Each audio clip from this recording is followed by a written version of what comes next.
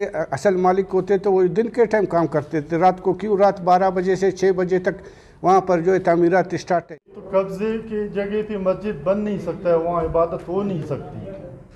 اگر یہاں میں بولوں بھائی میں اسٹامپ پہ دے دوں گا یہ پریس کلب، آپ اس کو چھوڑیں گے؟ نہیں چھوڑیں گے اس کو۔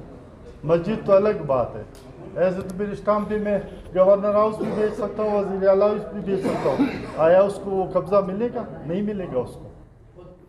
26/3/2022 کو بلوچستان بہبود پلیٹ فارم کے منعقدہ اجلاس میں جناب assistant commissioner Quetta Nisar Ahmed Langau, D S P Asif Ghafoor صاحب اور ایس ایچ او تھانہ منظور شہید کے لینڈ مافیا کے خلاف کارروائی کو بروقت، درست اور قابل تحسین اقدام قرار دے دیا۔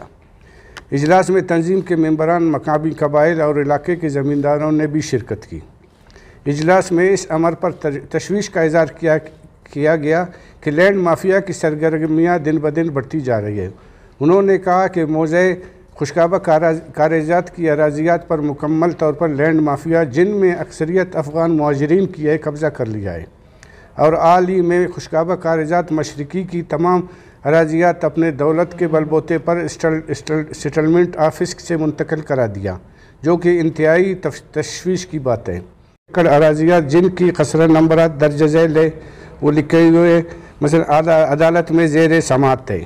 اب بلوچستان ہائی کورٹ میں بھی بعنوان حکومت بلوچستان بنام نصیر احمد وغیرہ کی نگرانی میں 123/20/2013 نصیر احمد وغیرہ بنام محمد انور وغیرہ نگرانی زیر سماعت ہے۔ انہوں نے کہا کہ گزشتہ 1 سال سے انہی خسرات نمبران کے وسیع رقبہ پر لینڈ مافیا نے قبضہ کیا ہے، جن کی باقاعدہ طور پر کارروائی کی ضرورت ہے۔ انہوں نے کہا لینڈ مافیا جن کی اکثریت افغان مہاجرین نے قانون کو خاطر میں نہیں لاتے ہوئے اعلان کے اخبارات کے ذریعے باقاعدہ 9 اپریل 2021 کو روزنامہ مشرق کوئٹہ میں اشتہار بذریعہ وکیل جاری ہوا اور ماہ بعد وزیر اعلیٰ بلوچستان کے نام بھی اپیل کی گئی۔ انہوں نے کہا کہ انتہائی شرمناک بات ہے کہ لینڈ مافیا یہ کہتا ہے کہ مجھ سے بتہ طلب کیا گیا ہے۔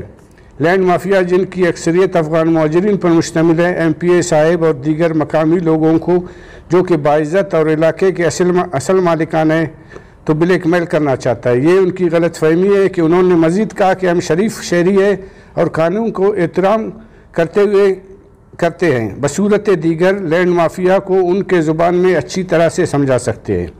آخر میں انہوں نے کہا کہ اسسٹنٹ کمشنر اور ڈی ایس پی اور ایماندار افسران ہیں اور مقامی قبائل بھرپور انداز میں ان کے شانہ بشانہ کھڑا ہے۔ تمام ناجائز تعمیرات کو فی الفور ہٹایا جائے اور خشکابہ کاریزات مشرقی کی بندوبست فوری طور پر منسوخ کیا جائے، جو کہ بوسا منڈی دفتر بنا کر تیار کیا گیا ہے۔ ایم پی اے آپ کو ظاہر ہے پتہ ہے، ایم پی اے سر آپ کے کون ہیں؟ بس انہیں کے نام۔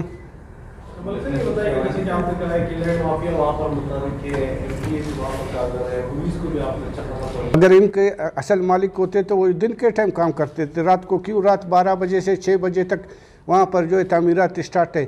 پہلے تو ان کے ساتھ افسران شامل تھے، ابھی جب ایماندار افسران آئے، اے سی صاحب آیا ہے، ایس ایچ او آیا ہے، آصف غفور صاحب آیا ہے، ابھی جب ان کو تھوڑا ان سے پوچھ گچھ کرتے ہیں، ان کی زمینوں سے معلومات کرتے، لیکن ان کو جو ہے اچھی نہیں گزرتے، کیونکہ ان کا یہ تختانی سے لے کر ادھر تک وہاں یہ جو ہمیشہ قبضہ کر کے درجہ بدرجہ ڈگری ب ڈگری وہاں تک پہنچے، ابھی آگے جا رہے ہیں یہ افغان مہاجرین۔ یہ اندر ہے۔ ہاں میں آپ کو بتا دوں، ہم لوگوں نے ایک خسرہ نمبر لکھا ہوا ہے۔ ظاہر ہے یہ جو خسرہ نمبر جب لکھا ہوا ہے تو انتقال شدہ زمین ہے، تو وہ اس انتقال شدہ زمین کے جب خسرہ نہیں ہو، سارے ان کے جو ہے فرد وغیرہ بھی لوگوں کے نام پر ہے۔ ہم لوگ ایک دوسرے کے ساتھ کیس کر رہے ہیں، شاوانی کے ساتھ کیس کر رہے ہیں زمین کے اوپر، لیکن وہ افغان مہاجرین آ کے راتوں رات قبضہ کرنا چاہتے ہیں لوگوں کو پیسہ۔ ابھی جب یہ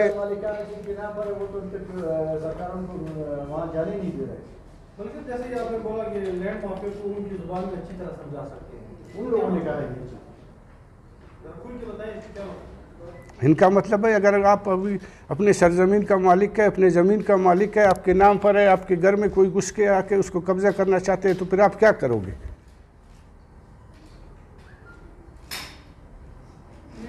पूरा सीट कामयाब हो चुका है यहाँ से, मतलब है कि इतने सारी आबादी बनी है, जमीनों पे कैसे मतलब कैसे मालिक बन सकते हैं, क्या तो बस अभी जब इधर उनको नहीं रोका गया, पहले भी इधर भी एक दो दफ़ा इनके ज़मीनें जब गिरा दिए गए, भूसा मंडी में गिराया, आगे गिराया, लेकिन इनका ज़रिए मुआशे, इनको बाहर से पैसे मिलते हैं, ये कब्ज़ा करके आगे चले जाते हैं।